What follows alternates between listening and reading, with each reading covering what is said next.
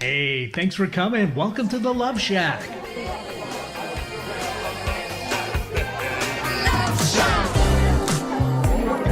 Hey, welcome to the Love Shack. It's a place where we get together, explore fresh perspectives, eavesdrop on juicy conversations, and discover the things that really matter while having a little bit of fun along the way.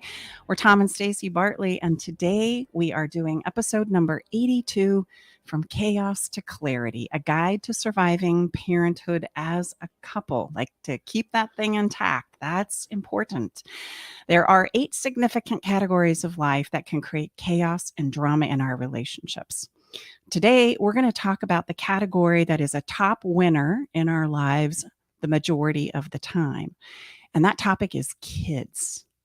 Now, I want to also assure you that even though our conversation with our incredible guest, Catherine O'Brien, is about newborns and bringing a new baby home into your lives, the tips and strategies and guides that we're going to give you in this conversation are also going to apply to you and be great strategies if you're a step parent or stepping into becoming a step parent. You've got babies coming home, but they're not necessarily new. Or you've got an older child coming back into the home that's been out of the home for a while.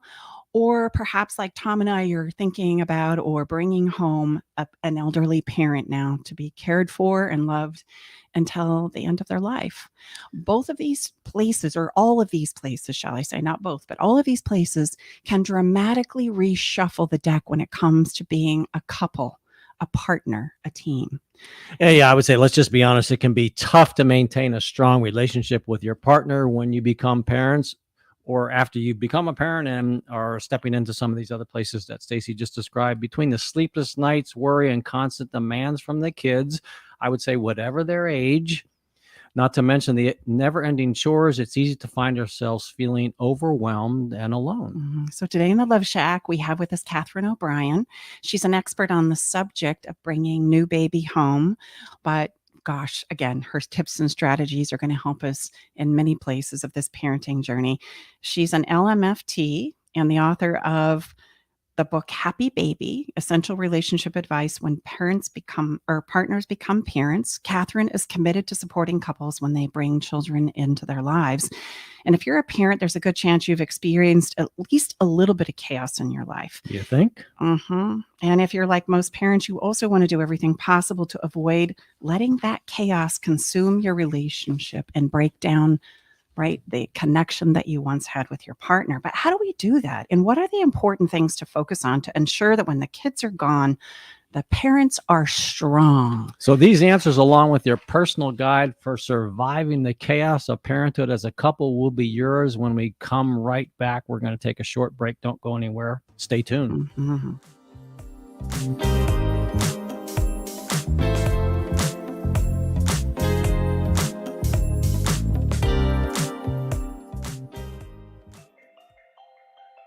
I met Stacy and Tom about 2 years ago. I was at a point in my relationship where I was ready to file for divorce. Not that I wanted to, but I just felt hopeless and helpless. I'd been through other counseling and coaching and didn't find any success. With Stacy and Tom's methods, I was able to eliminate insecurities, set boundaries, plant my flag, eliminate rabbit holing. I was separated from my wife for a year, and I have since moved back home for the last 6 months now. I still refer back to a lot of the teaching that Stacy and Tom provided, and it's helped me. It's well worth it. Learn the simple 3-step system to rescue your struggling relationship by registering for Stacy's brand new free workshop. Reserve your seat by going to stacybartley.com/workshop. Hi, I'm Coach Debbie from Story U Talk Radio, and I want to encourage you to write your book. Weekly, I offer topics about style and storytelling. I take your questions on our live show every Thursday at 4 o'clock, or you can subscribe to Story U, that's capital U, on any of your favorite platforms. Hi, I'm Stacey Bartley, the author of my new book, Feeling Like Marriage is Dead, a divorce mediator's guide to ensuring a lifetime of love. In this book, I integrate a no-nonsense grip on reality with a compassionate understanding of human behavior to provide you with a systemic approach to marital bliss that is easy to understand and implement in your life. Read this book to find out how to make marital magic happen, and you can do that by going to lifetimeoflove.me. Again, that's lifetimeoflove.me. Working hard to put a smile on your face. Alternative Talk 1150. Welcome back inside the Love Shack. We are your host, Tom and Stacey Butler. We're going to jump into the heart of the matter. We have Catherine O'Brien here, and we're talking about how to manage the challenges of parenthood while still maintaining a strong connection with your partner. Yes, that is possible. If you're looking for ways to survive parenthood as a couple, listen up. Did you find it hard, honey, when you had kids? Yes. Yeah, me too. Yes. How many did you have? I've got just a few that added to. Only 2 from this side, ladies and gentlemen, and 6 from this side. I know if you're watching, but if you're listening, 2 on my side, 2 for Tom, 6 for Stacey. That equals 8. Mm-hmm. We're going to share some easy strategies that you can use right away to start reconnecting as a couple again, so you can finally stop wondering things like, will I be enough to go around to meet all the demands that are being placed on me? Is it normal to feel alone even when I'm lying right next to my partner? Is fighting about the kids normal, or that parent that's sleeping in our extra spare bedroom? Or maybe took our master bedroom and we went to the That hall. did We went happen. down the hall to the spare bedroom. Is it possible to be partners in love and partners as parents too? That's a good one. I know. So to have this conversation, we have invited Catherine O'Brien. She's here in the Love Shack with us today, and she is a licensed marriage and family therapist and the founder of happywithbaby.com. Catherine O'Brien knows what it's like to be an overwhelmed, out of energy, and out of ideas parent. She's also a beautiful human being. Catherine is also passionate about helping new parents to communicate and thrive through this transition, equipping them with effective caregiving strategies along with a happy marriage as well.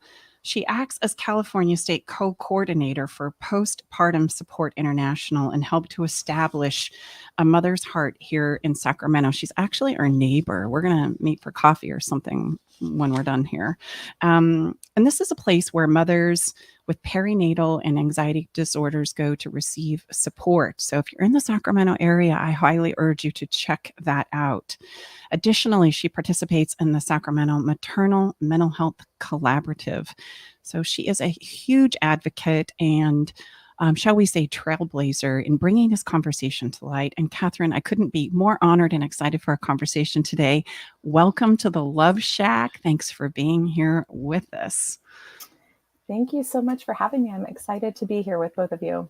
Yes, we know that your work is a result of a personal journey. And so I thought it would be fun for us to start the conversation with that, right? Even though you were a therapist before having your children, I take it from your book that this is kind of the catalyst to stepping into the work that you were doing. So just tell us a little bit about that, and then we'll step into some of the incredible, profound strategies that you've also created as a byproduct of needing them for yourself.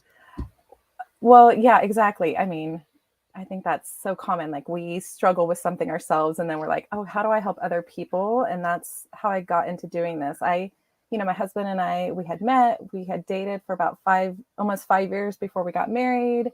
I thought we had this great communication. I was a little bit older. He was a little bit older. We were so wise and, going into things. And then we quickly got pregnant after getting married.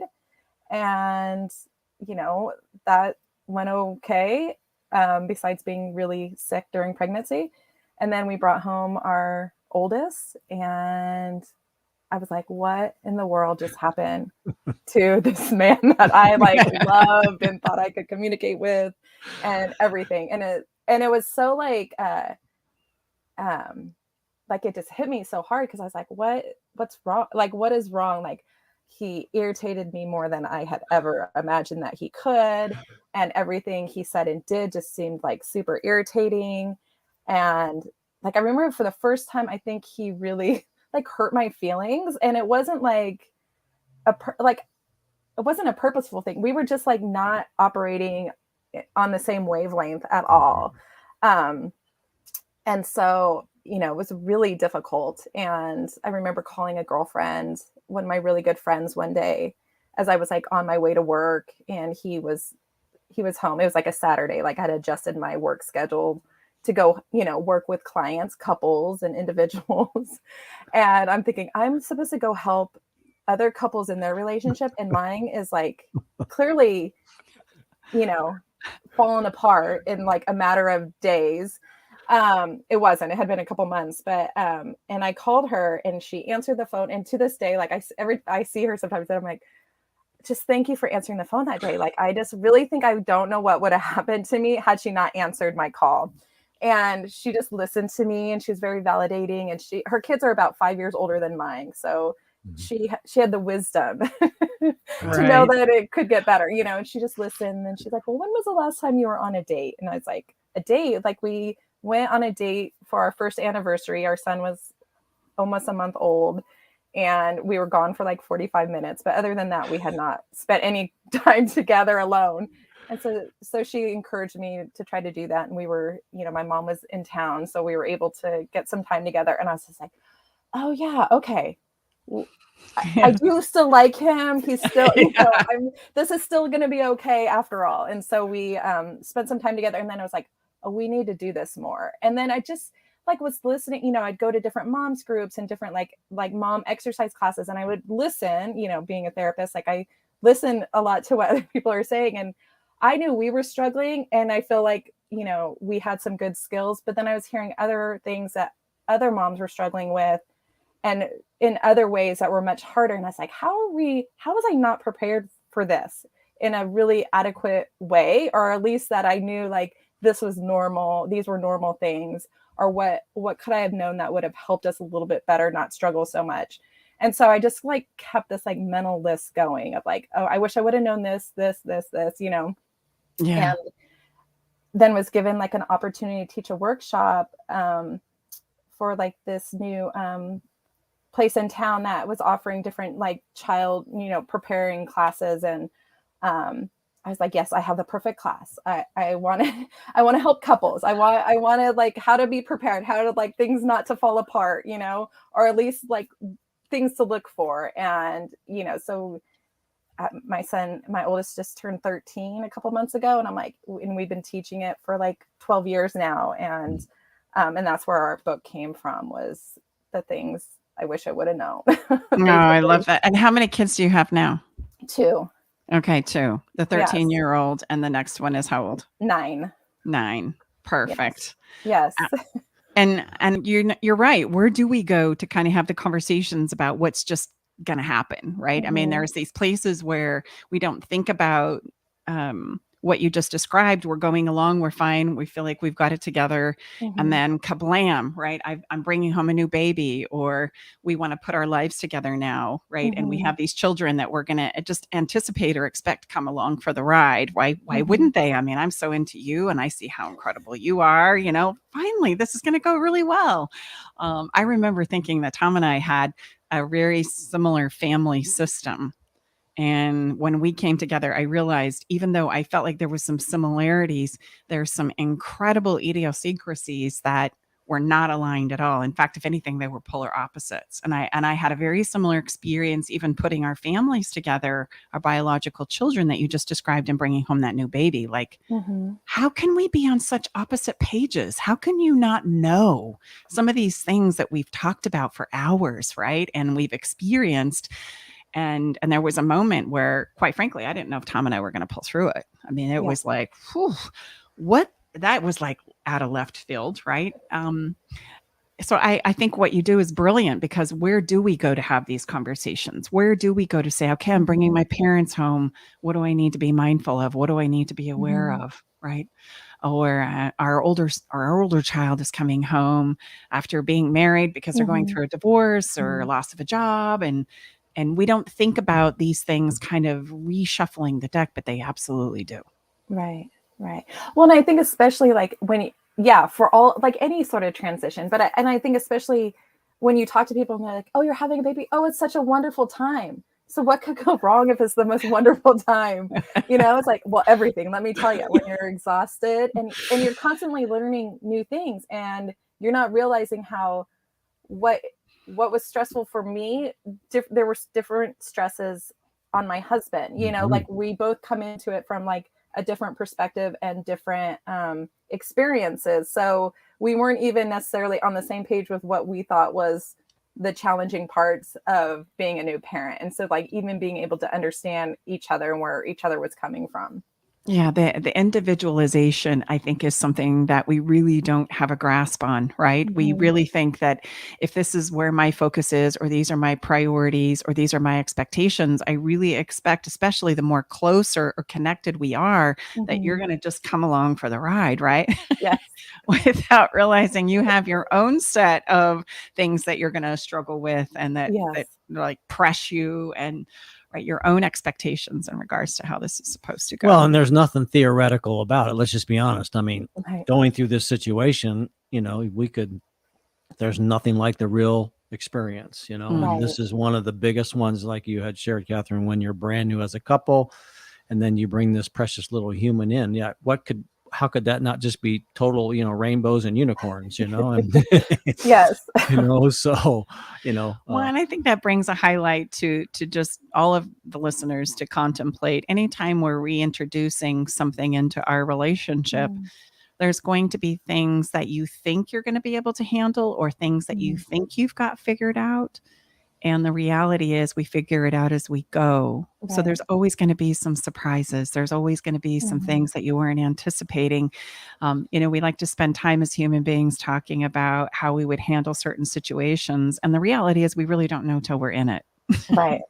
You know, as sure as we think we got it all figured out, right? Like you saying, okay, we were together, we waited, we're older, we've got great communication, like bring it on. Yeah.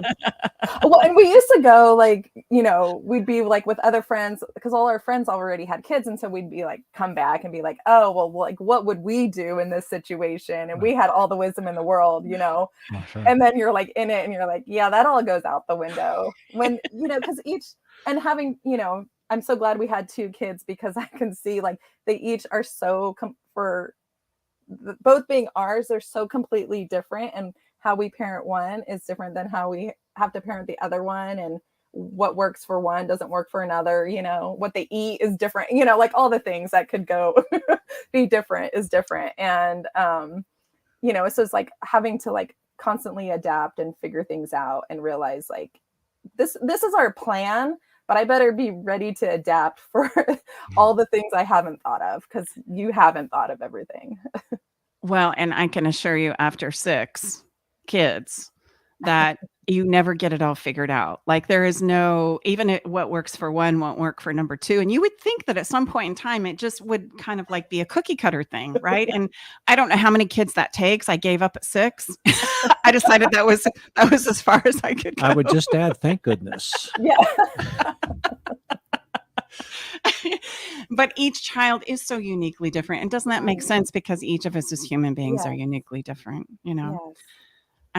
So let's step into some of your strategies. Let's talk about how you've laid the book out. And I loved how you broke it into 3 parts, because I think that's so wise, if I may say so myself, to a wonderful colleague. And the number 1 was take care of yourself, right? And we hear that a lot, but it's so true. I mean, we forget that if we're not put together, we show up as good as we feel, then I'm probably not going to show up so well. And that's going to add to a lot of the chaos and drama that we're trying to avoid. And then you stepped into, then manage your relationship, not the kids. And I think this is where things get really tricky, because as parents, you know, we tend to err on the side of the child and then just kind of expect our relationship to come along for the ride. And so you have them in this order: take care of yourself, take care of your relationship, then take care of the child, right? And you lay them out just like that. So I want to give you an opportunity to talk about each of these and what are some things that we can do there. And then I hope, if time permitting, we can go through that incredible guide that you have in the beginning of your book. Like there is 12 significant things, and maybe we could weave them into, you know, these 3 places in the journey.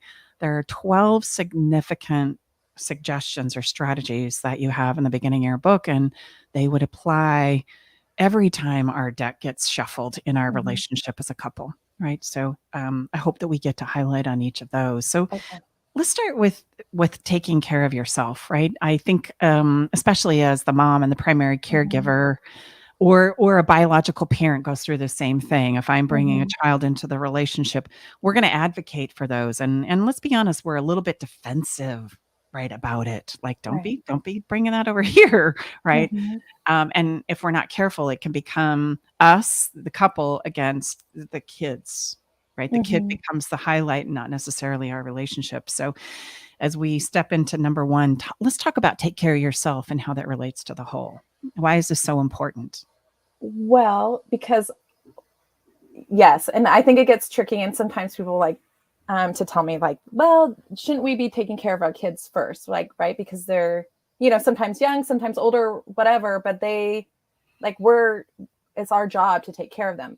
But my idea is that we cannot sustainably care for others if we're not first putting into ourselves.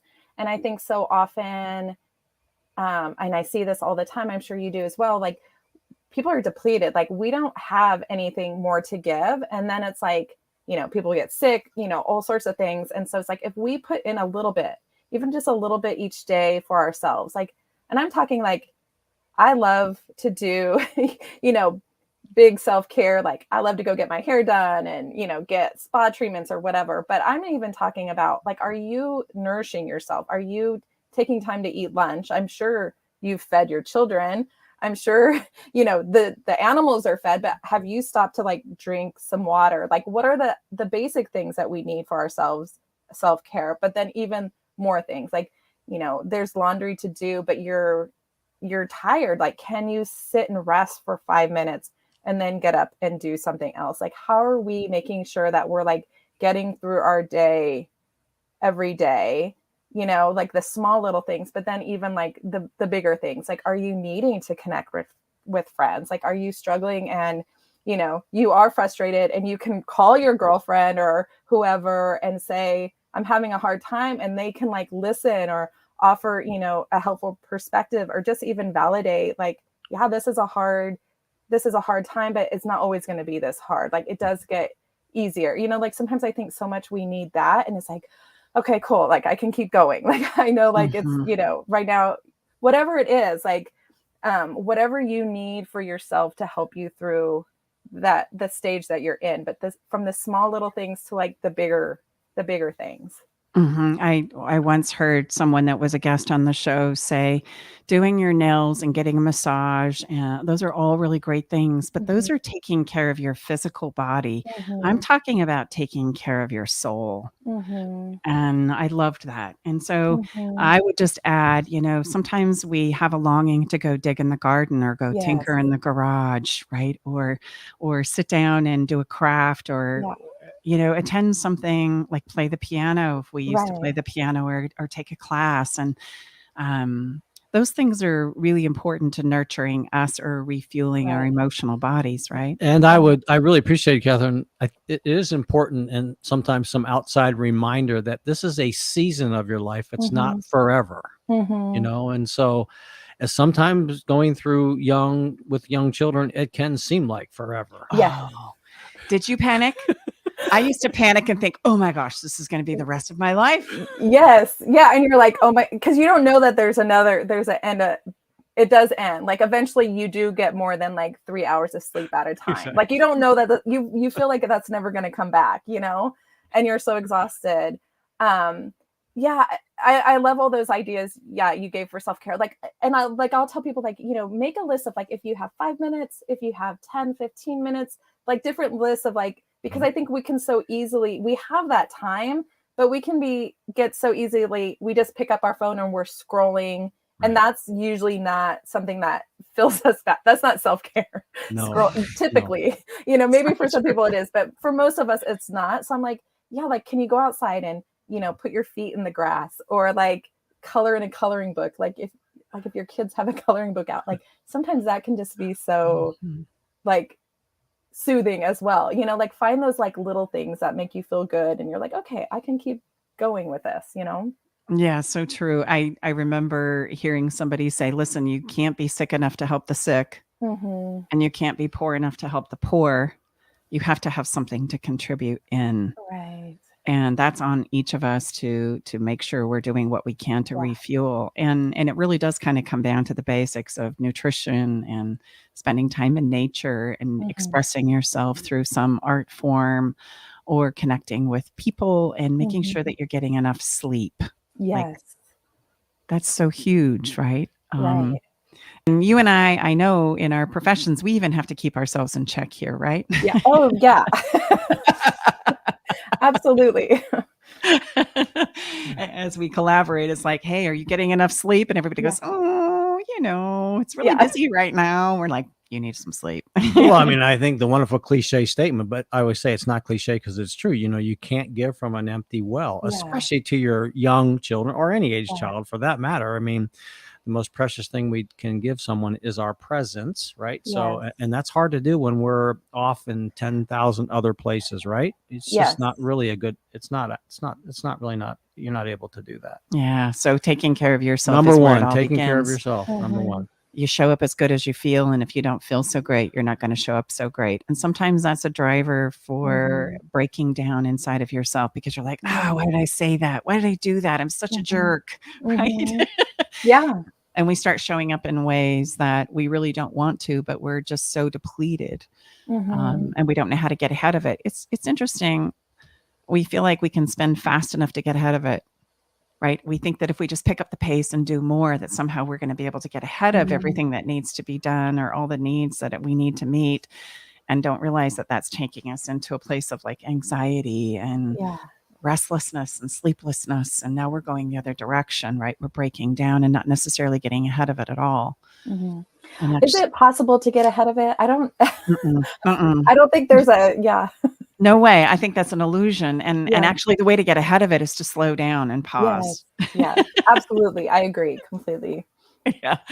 Just take a break, go sit in the flower bed for a minute and leave the dishes in the sink and, a lot of things undone, because if we're not feeling our best, then it's probably not going to go so well. So that has to be number one priority. So let's step into number two, take care of your relationship. Which I would bet most people would think it would be flip of that. After yourself would be the child. And I couldn't agree with you more here. But so share with us how you arrived at that order.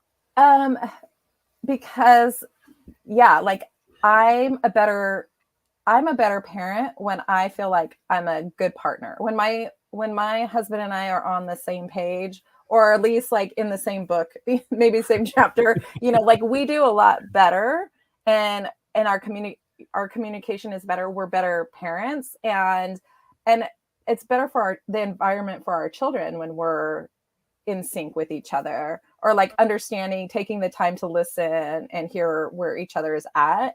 And so, I give, it's been a hard time, like with the pandemic and everything, and people just even having time with their partners. There was that stage where we're all in the house together, and I had people that like never felt more separated from each other because we were in the same place. We weren't leaving, but we were all doing our own thing. And it's like, my husband and I like to try to do regular date nights. Like that has been a thing for us, I think probably since I had that conversation with my girlfriend. Like it doesn't necessarily happen every week, but it's a pretty regular thing. And when we can't do it, we try to make it up where we can. And so we had to find new ways, like, okay, if we're not going to go out and do something, like how do we make time for each other here? And so I'll even tell new parents, it's like, even if you're not ready to leave the baby behind and go out on a date, like what can, when the baby's sleeping, like what are you doing and setting intentions with each other, like intentional time, and not necessarily distracted by like other things, whether you like make a meal together or you sit down and play a game, or you go outside and, watch the sunset, whatever it is that feels like, okay, this is our time and I'm not going to be distracted by our phones, or, and ideally not even the television or, Netflix or whatever, that you're like, spending time, like having a conversation, or sometimes just sitting next to each other.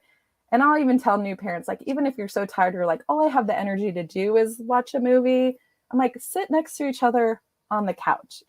And also be on your phone while you're watching the movie. Like, and maybe you talk about what you each liked about the movie or what you each didn't like or whatever it is, but that you're having a conversation and connecting with each other in some way. But like making an effort to do that like on a regular basis. And then also just even having like those check-in conversations with each other daily. Like even if it's like your parents have moved in and you're checking in with each other, like, you know, what's working well, what's not working well, like where am I struggling, or, you know, where do I need more support? Like having those conversations, like, how is it for you? This is how it is for me, you know, because it's going to be different. And I think it is at whatever stage, or if your child is still living at home and you wish they had moved out by now or thought that they were going to be moved out or whatever it is, like that you're having this conversation about it, because you're going to have different like feelings or experiences about it. So true. In fact, this is part of our foundational courses where we talk about each of us have a movie. And the kicker about the movie is I'm making this up in a certain way. I have certain scenes in the movie that make me terrified or bring me joy and get me all excited. And the kicker is we're all having our own individual movie. We're literally in our movie theaters, isolated from the other. And yet our movies feel so real. We feel like we're having them together. Yeah. And we hear things like, how did you know not to do that? Or why did you go there? Or that could be so ridiculous. And a foundational piece for relationships is got to be the understanding that you're going to have certain needs and your partner's going to have certain needs. And it's the sharing of those that creates the connection. And doesn't have to be all the good stuff. It can be some of the challenging stuff too, so that you can lean in on each other. You know, you can ask each other for support and those breaks, and, you know, could you oversee things or help out a little more here? And I think that's what the sweet spot is. It's not the challenge you're going through. It's, are you leaning in for support? Because oftentimes what we do is pull out. Yeah. And I would just add that, you know, like you said, Catherine, when you and your husband when you know you're on the same page, for me, then it doesn't feel so overwhelming because you know you have someone that's sharing and walking the walk with you. I mean, why do people work out together? Because they know someone else is with them. It's less overwhelming when we have someone we know that is with us and can help us when we're not having our best. Right. You know? So true. Let's talk. And those are great things. I mean, like time together, nothing is replacing the time together. And I get it that sometimes we get to a place where everybody says, oh, I know we need to talk. I know we need to have some conversation about this, but we become afraid. And so it's so much easier to have those conversations and let them unfold naturally when we're doing something that we're co-creating together. And I think we forget that we're co-creating life together. Right. So we can co-create over the dishes, and we can co-create over cooking a meal, and we can co-create over, many, many things, very simple things under the tree or under the table, or build a fort. And some of these things seem kooky, but even at times, Tom and I have hung off the edges of our bed to just have the conversation upside down because it's so intense when we look at each other eye to eye. You know, let's just try this upside down and see if we can have a different perspective. It's easier. You totally do, right? And you kind of take the pressure off yourself, and it becomes something you can giggle and laugh about, and then with a little bit of ease, you know, it's amazing. We can always find a way through it. And I just want to throw this out there for whatever it's worth. You know, being a divorce mediator and helping couples navigate sometimes the most challenging chapters of their relationship with each other. I need you to know, listener, I want to reassure you that there's always a way through. I've never not seen a way through as long as we keep searching, right, and showing up in the best way possible. There's always a way to navigate through the difficult challenges in our lives. But it's all about how we show up and how we can lean in and get the help that we need and allow our partners to do the same. And that might take a little bit of practice, right? That might take a little bit of learning. That might take a little bit of understanding. So on that note, let's move into taking care of child or parent or stepchild or older child. Number 3. Oh my gosh. I can't believe we're here. Like, this is crazy. I remember holding my first child thinking, I'm not going to die. Nobody's ever died for no sleep. It's going to be okay. You know, that was the message I had to myself as I'm like rocking. Yes. So let's talk about where that fits into the mix. So if you're good, You're focusing on your relationship, you're spending time, even those 5 or 10 minutes that Catherine suggested. Let's step into now making room for that extra someone in our lives. Yeah. And when we first started teaching our workshop, I didn't even include this as something because people were already doing it. And then I realized that there was usually one partner that was maybe doing more than the other.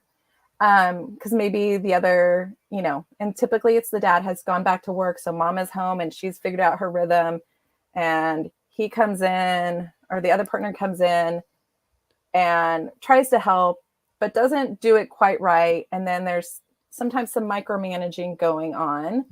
And then the other partner's like, well, then if I'm not, if I'm being critiqued every time I do something, then I slowly start stepping back. And then I'm not really doing anything with the baby. I'm doing other stuff. And it's not necessarily what my partner wants me doing anyways. So I started adding that. I added that question in to make sure that you're each, because you're both answering these questions, right? Like you're each, what are you doing to make sure that you're having this connection with your child, whatever it is, and letting your partner build on that relationship. Like I believe we all have our own learning curves, and some things are easier for us than others. And so, but you've got to let each other learn and figure things out, and we can support each other, but not overmanage or overcorrect. And if it's uncomfortable for you because the baby starts to cry as they're kind of fumbling around how to change a diaper, then go to the other room or walk around the block or something. But let them, the sooner they figure it out, the easier it's going to be, because you can work together to do these things. And now, like, I think these questions are from now until forever, right? Like I thought for sure, at least until my kids move out, but now you have me really believing it's even beyond that, because as my kids are older, like my 13-year-old, I spend time carting him to soccer and making sure he's doing his homework and making sure the kids are fed and everything. But am I spending like quality time, like really connecting and knowing who my kids are and having like a good quality relationship? Like I want to make sure I'm spending time doing that as well. I don't just want to be like, the household manager that makes sure things run. I want to have a relationship with them. So hopefully, we continue to have it as they move out and everything. So, or if they move out, I don't know, but so like, I know as house prices rise here in Sacramento, we're all starting to kind of go, He keeps telling me, my oldest keeps saying, he's like, 5 more years. And I'm like, what are you doing? Like you're moving out 5 years. Like we'll say something he finds us irritating or whatever, and he'll just be like, okay, 5 more years, I've got to deal with you people, basically. And my youngest is like, yes, because they're 4 years apart. So I don't think it's hit him quite realizing that, oh, you're going to be with us during your high school years, because he thinks it's going to be grand, And I'm like, I hope you think so, that you're going to just love us and want to hang out with us when you're in high school and your brother's gone, I'm not sure what's going to happen, but yeah. Out of my 6, I had 2 that were like, I'm out of here. Wanted to go to, one went to Seattle, one went to Texas, Okay. Almost immediately. And then I had one that barricaded herself in her room on her 18th birthday because she didn't want to turn 18. She didn't ever want to leave home.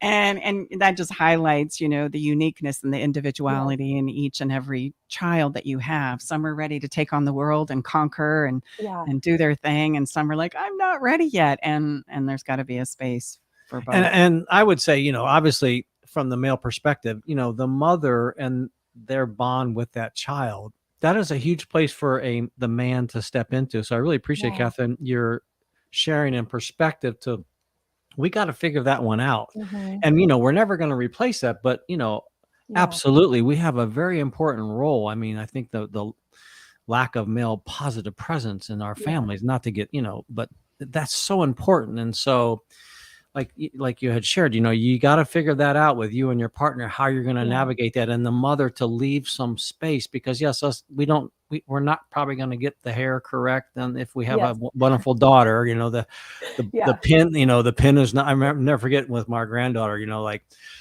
driving her to school, and like, please don't ask grandpa to deal with the hair. I mean, like that. And thankfully there was other wonderful siblings that took care of the hair, because it probably wouldn't have gone well, Well, and I love that you highlight this in your book. It was one of my heartwarming major takeaways. I think, gosh, and I don't know if I could be a young mom in this environment, right, that we have with social media, because that's not when I was a mom. There's so much pressure and expectation to do it right and get it right, and we kind of somewhat panic. I notice my daughters panic if like the diaper's all twisted, or the socks don't match, or the hair's a mess, and they don't have the snacks in the bag along with the juicy and this, what I mean, all the extra supplies. And I just go, bless our hearts. We have made this so complicated, right? And it's going to be okay if the diaper's hanging off, and sometimes it busts through and you get pee all over the car. I mean, that's just part of being a parent, right? And to allow those things to be, and not to take it as though you're a bad parent. Right. That you can laugh and find the humor in that, I think, is something that is really important for us, especially as we're leaning in as couples. This can be a funny moment as much as it can be, you're never going to do this again. You don't ever get to diaper the child again. That was ridiculous. How come you don't know this? Well, and it was like, and again, when I slowed down, and because I would take the kids to the park, and I would load up the stroller, and there was snacks, and there was water, and there was toys. My husband would take him to the park and literally put a diaper and wipes in his pocket, and they would head. And I'm like, what about the water? What about we'll come home if they get hungry, if they're thirsty. And I'm like, what? Like, and it was like, and it was almost like I thought he was crazy and losing his mind. But then it was really like, oh, wow. Okay. Yeah. It's like not the end of the world. They come home and they, that's his plan, like whatever, so it's like, it gave a good perspective when I let him lead his way. Like it helped change my perspective. Like I don't have to have everything perfectly in order for them to make it through a trip to the park. Or like, and my favorite story, kind of, Tom, to what you were saying, I had been working on a Saturday. I come home and, my husband and my oldest are there, and he literally, I don't know where he found these clothes. They were like the smallest clothes. And so the pants were too short. He has like a midriff shirt on. Like, I'm like, there's like all these clothes that I have perfectly ordered from sizes. Like, so he could easily go in there and know like that. Clearly I hadn't gotten those out. And, he said they had been at the park and that there'd been an open house they saw. And like, you were seen in public, you took him in public like this. But then I had to stop and think, I'm like, they were both so happy. My son had like the biggest smile on his face. And I'm like horrified. And then I realized like they had the best day together. Who cares what he wore? Like, clearly they know I did not dress him because, what I mean? Like, I was just like, okay, like that's not what's important. It's important, the relationship, and I need to stop focusing so much on these little details that are really too stressful for me anyways to manage. Because they grow so fast and all these things. And it's really like, I want to work on the relationship with myself so that I can keep giving into my relationship with my partner so that we can be the best partners and parents for our child, So I think it just kind of is like a domino effect. Like I want it to be the best. So. And a lot of us don't realize that in our intensity to be good parents, sometimes we push our partners out. And then later down the road, we can't figure out why they won't participate with us. Right. And oftentimes it's because we felt like it needed to be a certain way, or we had these expectations we didn't feel like they were meeting. And then through the criticism, which none of us do really well with, right? No. I call it, self-doubt is the kryptonite of all human beings. The minute I start doubting myself, right, the way I did it or didn't do it, et cetera, we're going to break down and we're going to implode. And then we're afraid to try again. We're afraid to, even though the kids are older now, I'm afraid to step back in. And so we're setting the stage for the long haul here. And if we set it correctly, then we can go back to it when the older child comes back and home, and we can set it when the parent comes home and we've got to take care of them, and for all these other places. And if we haven't set that foundation yet, it's never too late. It's never too late to come back and rebuild that foundation for our relationship so that we can set it into the priorities that you've outlined, the relationship with yourself, the relationship with your partner, and the relationship with the children. And in the minute or so that we have, I mean, tell us about your wonderful guide. If you haven't gotten Catherine's book already, I would so highlight this book. In fact, I'm going to put it for those of you who are on YouTube right now. Oops, I'm going to. This book is incredible. And right out of the gate, which I love, you didn't even make us work for it. Right out of the gate, you give us this incredible guide. Parents, like, who has time to read through all the little details? I wanted to put it out there and then you can read more. Yes. And so many of them we've touched on in our conversation of these 3 places in our relationships and where to highlight. I'm just looking through the list right now. Going from back to forward, schedule a date night was one that we highlighted in regards to the relationships. But the one that we didn't maybe talk about is say, I love you. Right. And that's a framework in our work. We call it fairy dust. You know, we all need to be reminded that we want to be appreciated and acknowledged. We really are doing our best. I really believe that. Do you see that in your work too? I just feel like the intention is so pure. The sweetheart message underneath it all is so pure. And yet the way we execute it gets a little wonky sometimes, right? Right. Yeah. So if we could just appreciate and acknowledge our partners and realize we're all on the same page and supporting this, it would really go a long way. And then the other one that I want to make sure we get in here is don't keep score. Yes. Talk about that for a few seconds here and then tell us how we can connect with you, our listeners can connect with you. Yeah, I mean, I think that was probably the biggest lesson my husband and I learned was that we each had our, like, he felt he was doing all these things. I felt I was doing all these things. So we were apparently doing the same things.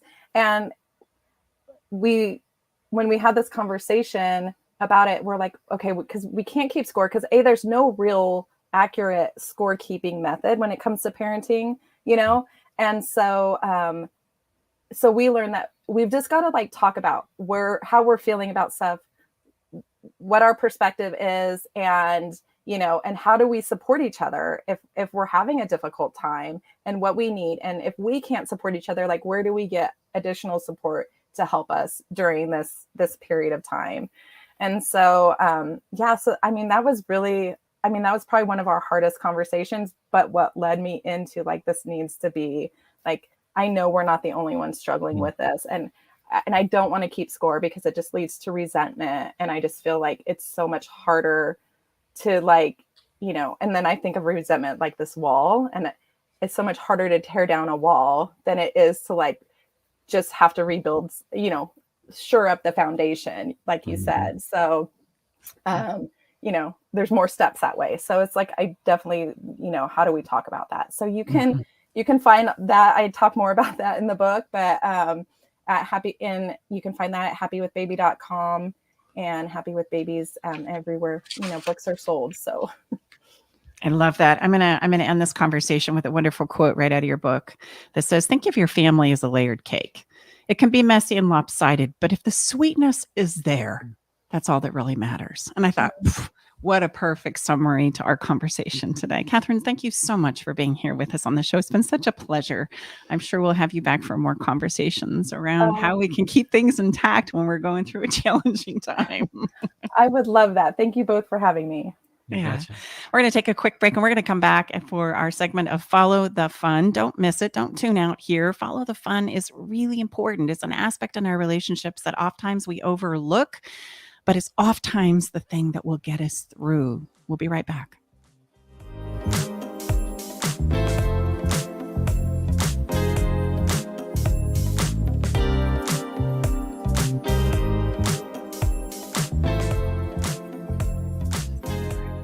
Hey, babe, did you know that the average couple spends only 2 hours a day with each other? And the majority of that time is spent eating, watching TV, and surfing social media rather than connecting with each other. And if children are involved, my gosh, it's even less time than that. I know, babe. That's why you created our conversation cards for connection, because they're the perfect conversation starter. So the next time you're sitting on the couch, rather than turning on the TV or grabbing your phone, pull out a card and get ready for some good old-fashioned laughter and love and connection. Yeah, you can get your cards at stacybartley.com. Real people, real life, real radio. Alternative Talk 1150. Welcome back inside the Love Shack. Thank you so much for being with us. We're going to step into Follow the Fun. But before we do that, if what we talked about with Catherine, you really resonate. You're going through a challenging time, perhaps with a newborn or with an adult child that's maybe moved back or has been with you longer than you like, or maybe you're moving a parent back. This is exactly how Stacy and I can work with you and support you. And that typically looks like a couple different ways. One of them is to schedule an online session or an in-person session. But if you're not in the Northern California area or in the Sacramento area, we work with people all over the world via Zoom or via, that's how we do it, is via Zoom. As long as you speak English, we can work with you. Or you can go onto our website and we have a brand new 5 days to save your relationship. There's 15 minutes a day for 5 days, and that'd be a very good place for you to start and really understand the foundation and how we really, really look at relationships. And the better that you understand how relationships really work, the better success you're going to have. Yeah. So relationships are really an act of co-creation or creativity, and we can choose to recreate them as often as possible. And if we don't, we become stuck in something old, boring, and inadequate over time. And the easiest way to I keep saying quit, I can't talk, to create something new is to have a little bit of fun and novelty. And oftentimes when we're struggling and we're going through a challenging time, the fun is the first thing to kind of get set to the side and deemed to be unnecessary. We don't have time for fun. We got problems to solve, for heaven's sakes. And so for this reason, we do every single week a follow the fun moment because it's so important. And we're doing everything we can to try and inspire something in your relationship that can cause you to laugh for a moment or reshuffle the deck enough that you can see, okay, we got this. We can see this. And if this is a place where you tune off, and I get it, you know what? I would challenge you just to lighten up, take a pause, take a breath. And because think about it, when you first came together with your special someone, I can promise you there was tons of novelty and news and first. And it's the first thing that typically goes when people come in to start working with us. And you know what? Before we try to figure out the rest of our life, we have to make sure there is some, and these are not, like going to the Ritz-Carlton. These are very, very simple things that you can put into your life right now. Well, and today is the first Thursday of the month. Right. And the first Thursday of every single month, we do a giveaway. And so we're going to ask our incredible engineer to randomly select a number from 1 to 100. But maybe first, before we do that, I should tell you what the prize is, right? And if you're watching, that's because you're watching, and you can see this on YouTube. If you're listening, we'll describe what Stacy's holding up right now. So this is a luminary. And if for those of you who aren't Vincent van Gogh fans, this is a Vincent van Gogh painting. Now it looks like a little plastic bag, but there's a couple of things here for novelty and fun. You can take this on a picnic and put flowers in it because it holds water, but you can also use it as a luminary. So let's say you're doing a night picnic and you're somewhere and you need a little bit of light. Stacey's you take pouring a little some water. For those that are listening, pouring some water carefully into the bag, the and Vincent then there's van Gogh cool bag. little light that it comes with, and when you plop it in the bag, look, it lights up. That's the only way it lights. The water is the activation for the light. And then you dump the water out and you fold the thing back up and put it in your pocket and you reuse it again. So it's totally reusable. So this luminary, it can be a flower vase too if you want to get romantic, or you need a little bit of light to set the mood. This is our gift today. So, all right, Eric, now we're ready. 1 from 100. Whoever the winner is, we're going to send this. We're going to reach out to you and we're going to ship it to you. Yes. Eric, right. what's your number, sir? Well, I believe Mother's Day is coming up this Sunday, and what a nice Mother's Day gift this would be. So let's go with the 8th. Nicely done. Nicely done. 3, 4, 5, We're going to give just part of to respect people's privacy, just part of the email, and we'll reach out to you. Oh, yeah. And this is a wonderful Adophala, ADPHILA.org. I'm just going to give you the end of it because that's very unique. So we'll reach out to you and ship this to you. You need to get on our fun list, and you can do that and go to our website, and it will share with you how exactly to get on our fun list. Well, you got to be on the fun list in order to win the prizes. Right. So if you're not on our fun list, I would encourage you to get there, as well as you're going to receive emails every week with fun tips and ideas to create a little more. And another thing we do every week, and it's at the end of our show. If you've listened to us for a while, and if you haven't, if you're brand new, thank you so much. But we always finish something. Can you feel it?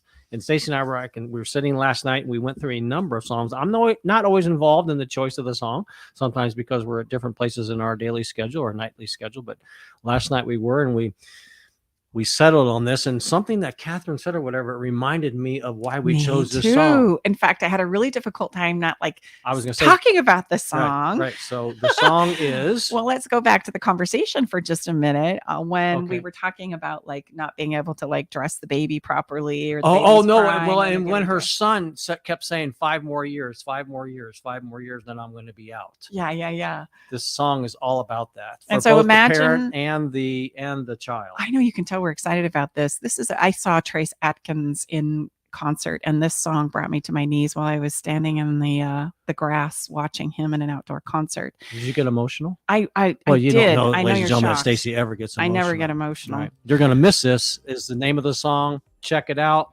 Yes, and he talks about, hey, even if it's messy and the diapers are hanging off and there's dishes in the sink and laundry in the washer, you're going to miss this. You're going to look back. And that is so true. Like I look back and I think about the kids and being a young mom and some of the challenges that we've gone through. And there's elements of that I reach for and go, I'm going to miss this. We got to wrap this one up, ladies and gentlemen. Thank you so much for being with us. Thank you to KKNW and our engineer, Eric Ryder, and we will see you same time, same and place. may I just say thank you to our listeners. It's because of you. The show keeps growing. Keep sharing it. We so appreciate you. And if there's anything you want to talk about, you can reach out to us and have that conversation on our website. Until we see you again next week. See you soon. Have a little fun and talk to you soon.